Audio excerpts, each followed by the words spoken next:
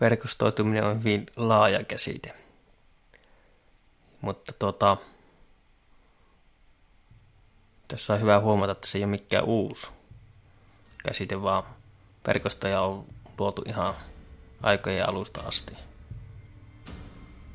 Ja jos ajatellaan vaikka ihan sun lähipiiriä, vaikka lumenluontia, jos sulla on semmoinen, sä oot hyvissä väleissä naapuritten kanssa ja niiden poika on käynyt lumityöt tekeen teidän pihalta, niin helpointahan sun on ottaa tämä sama kaveri siihen tekemään ne lumityöt, kun että siihen tulisi joku toinen, jolloin et yhtään tiedä, kuinka luotettava kaveri se on. Tuleeko sovittua aikaa, tietääkö sun alue, mitä sinne pitää tehdä, ja paljonko sille pitää maksaa. Siinä on paljon selvitettävää asiaa. Se oli tämmöinen arkipäivän esimerkki.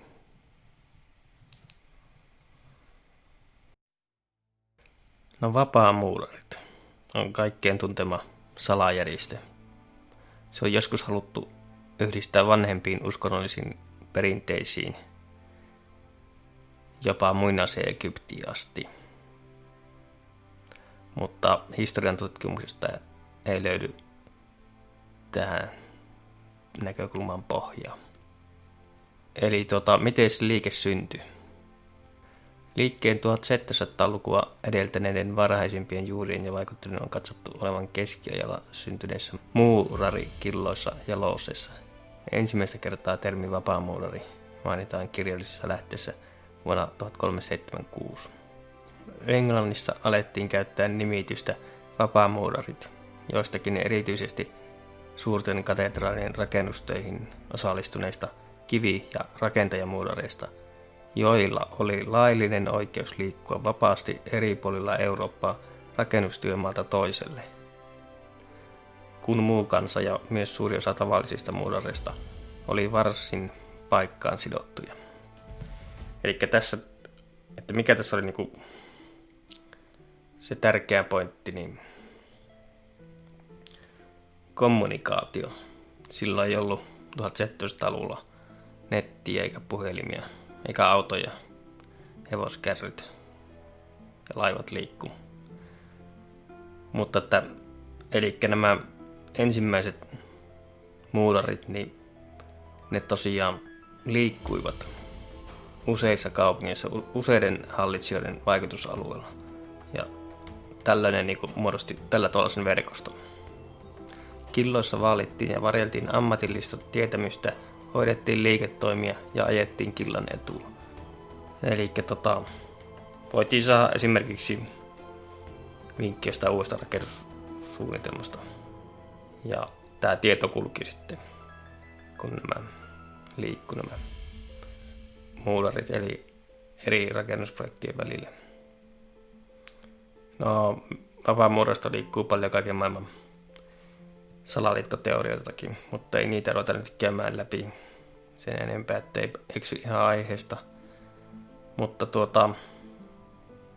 mistä siinä on kysymys, niin niiden parissa säilyy keskiajan myllerrysten läpi klassiset antiikin Roomasta periytyvät rakennustaidot ja niiden edellyttämä vaativa matemaattinen, geometrinen ja muu tieto. Näitä tietoja sovellettiin muun muassa katedraalien rakentamiseen. On väitetty, että ainakin osa nykyaikaisenkin vapaamuurariuden symboliikasta ja rituaalista periytyisi jo noilta keskiajan kivimuurareilta. Eli nykyaikaisen vapaamuurariuden historian alkuajat osui yhteen myös deismin kukoistuskauden kanssa 1700-luvulla. Deismin ja vapaamuurarien ajattelun välillä on löydettävissä yhtymäkohtia, kuten usko Jumalaan, mutta epädogmaattisuus teologiassa, kuten neutraalin ilmaisun suuri arkkitehti, käyttäminen Jumalasta. Se on se G-kirjain siinä niiden logossa.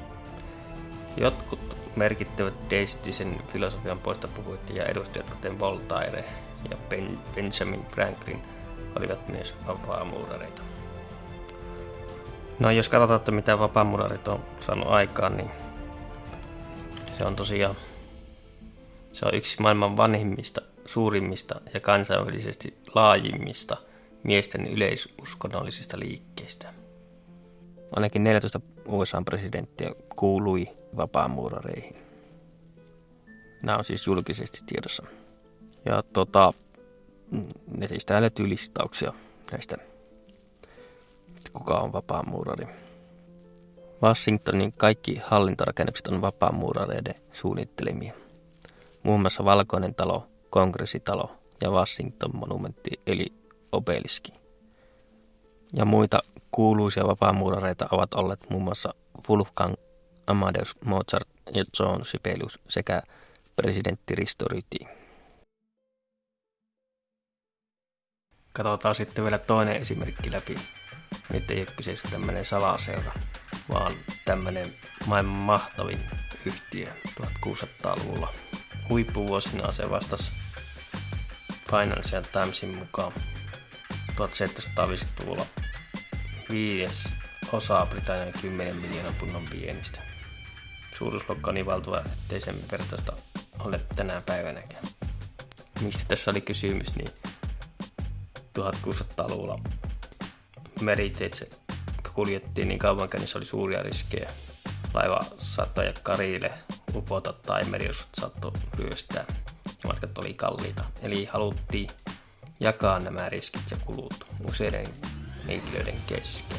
Ja tämä on myös esimerkiksi Italian meritasavalloissa oli myös tapana jakaa laivien omistusmääräyksiä. Ja kaivosyhtiössä oli myös sama tapa. Eli haluttiin jakaa tätä riskiä. Ja sitten nämä osakkeenomistajat, ne muodosti verkoston. Ja tämä oli tosiaan tämmöinen niin kuin osakeyhtiön esiaste.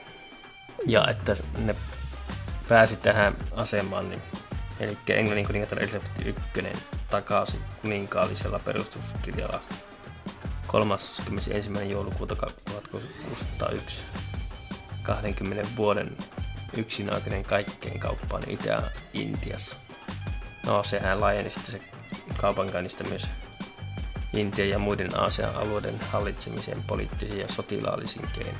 Eli tällä yrityksellä oli myös oma armeija. Ja tämähän hallitsi yli 250 vuotta. 1858 sitten komppania hajotettiin Seco-kapinan seurauksena, minkä jälkeen Intian hallinto siirtyi Britannian alaisuuteen. Ja kyllähän tämä meni aika rumaksi tämä peli.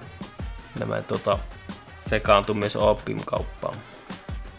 Eli ne perusti vuonna 1711 kauppapostin Kiinan kantoniin harjoittaakseen tee- ja hopeakauppaa. Ne muodosti brittiläisen opiumkaupan monopolin Kalkutassa, josta ne myi opiumia Kiinaan. Kiina kielsi tämän ja sen jälkeen opiumia ruvettiin salakuljettamaan Kiinaan. Tämmöistä peliä. Tämä yhtiötä johti 1 kuvernööri ja 24 johtajaa. Ne muodosti johtajien neuvoston ja yhtiön hallituksen, jonka jäsenillä täytyy olla vähintään 2000 punnan osakekanta. Yhtiöllä oli 125 osakkeenomistajia ja pääomaa se 2000 puntaa. Ja tämän jälkeen osakeyhtiöt levitti sen läpi 1800-luvulla sitten. Osakeyhtiöt on yksi esimerkki verkostosta. Ensi jaksossa siirrytään sitten nykyaikaan. Nykyään verkostoja luodaan sosiaalisen median kautta. Ja ne on erittäin tehokkaita levittämään sanaa, mutta levittämään myös valheita. Mutta keskitytään me tuohon työpuoleen ja vuokrauspuoleen. Mutta ensi jaksossa katsotaan enemmän IT-työläisten LinkedIniä, koska se on niin merkittävä alusta tänä päivänä, varsinkin jos IT-alalla on töissä. Sisurent.com. Vuokraappa ite. Sisukkaat.com.